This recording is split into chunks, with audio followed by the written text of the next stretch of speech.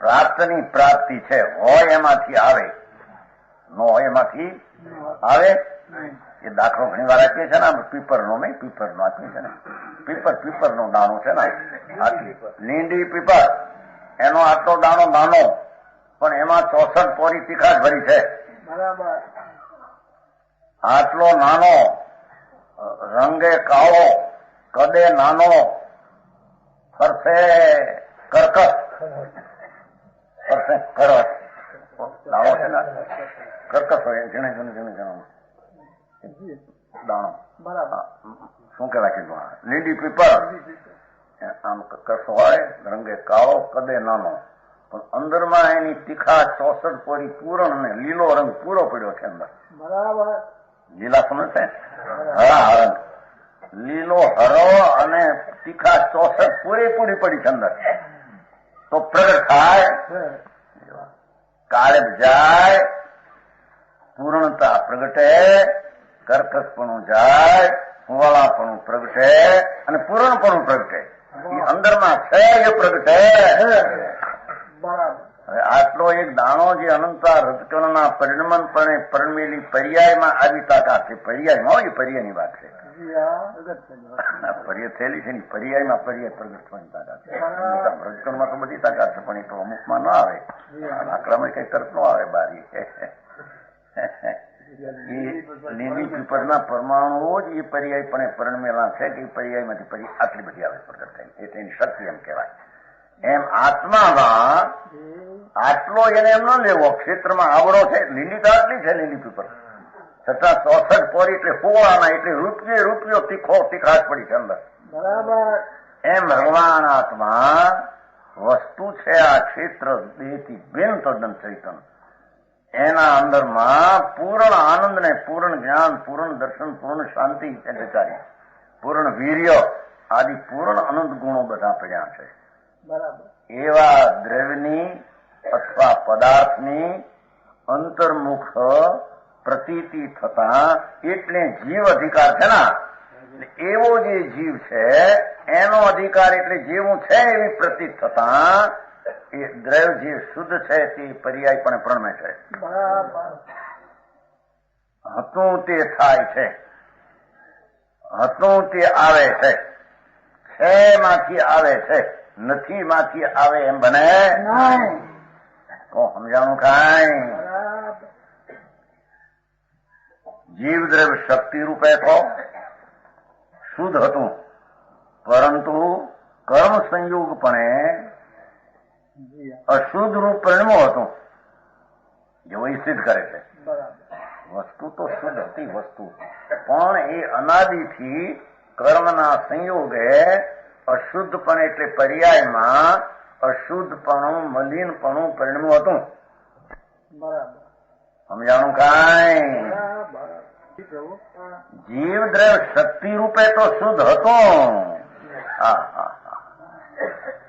હતું અંદર વસ્તુ શક્તિ, એનું સામર્થ્ય તો પવિત્ર અને આનંદ ને શુદ્ધ જ હતું. પરંતુ કર્મ સંયોગપણે એટલે એ કર્મ વસ્તુ છે એક બીજી જળ, એના સંગે અનાદિથી, જેમ સોનું અને પથ્થર ખાણમાં એક સાથે અનાદિના છે. સોનું ને પથ્થર આવે છે ને ખાણમાં, મોટા મોટા પથ્થર લાવે છે ને. જેઠાલાલ સંઘી નો તો મોટો સોનો હોય, પણ મોટા પથ્થર ખાવતા જેઠાલાલ સંઘી બોટાદ વાળા. સોનાના પથ્થર મોટા આવે તે પછી સોનું આવે, સોનું નીકળે ને પથ્થર. એમ સોનું ને પથ્થર બે ખાણમાં અનાદિના છે. એમ ભગવાન આત્મા આનંદરૂપી સોનું ચૈતન ધાતુ અને કર્મના પથરા બે અનાદિના હારે છે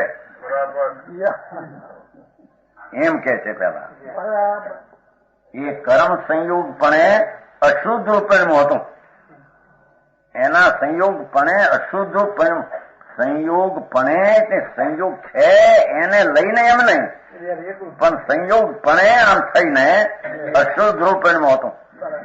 વિકાર વિકાર વિકાર વિકાર વિકાર વિકાર ભ્રાંતિ, આ હું છું, આ હું છું, આ હું છું, પોતાની જાતને ભૂલી ટિકાળ અનાદિથી અશુદ્ધપણે પરિણમ્યું હતું. સમજાણું કાંઈ? એ અશુદ્ધપણે પરિણમો હતું. કોઈ એમ કે અશુદ્ધતા એની પર્યાયમાં અનાદિમાં નહોતી એમ નથી.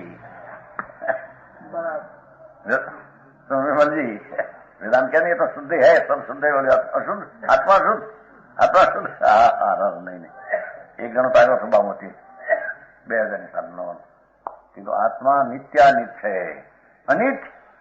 मैं तो सुनने को आया था कहा होगा अध्यात्म बात अनित ત્યાં 2009 એક મહારાજ અધ્યાત્મ છે જૈનમાં પણ આવું એમ જૈનમાં તો જાણે કહ્યું અધ્યાત્મ નથી ક્રિયાકાંડ છે એવું કેવું લોકોને ખ્યાલ. આત્માની વાત કરાય નથી. જો આત્મા પરિણામી છે નિત્ય છે કાયમ રહે છે અને નિત્ય પરિણામી છે. પરિણમે છે અનિત છે હા પર્યાય અનિત નહીં સુનના ચલો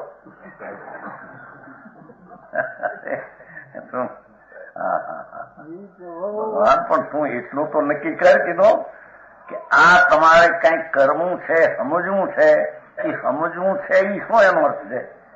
પણ સમજો છે એ પલટે છે ત્યારે સમજવું થાય છે. અને શાસ્ત્રોએ કહ્યું કે અત્યંત દુઃખથી આત્યંતિક દુઃખથી મુક્ત થા. એનો શું થયો હે કે દુઃખરૂપ અવસ્થા છે એનાથી મુક્ત થઈને સુખરૂપ અવસ્થા પ્રગટ કર એટલે પર્યાય પરિણમન થઈ ગયો એની અંદર.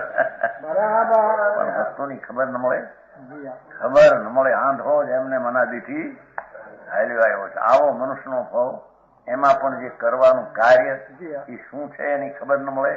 આ ધૂળ ધાણીમાં રોકાઈને જિંદગી પાય માલ કરી ચાલી જાય છે.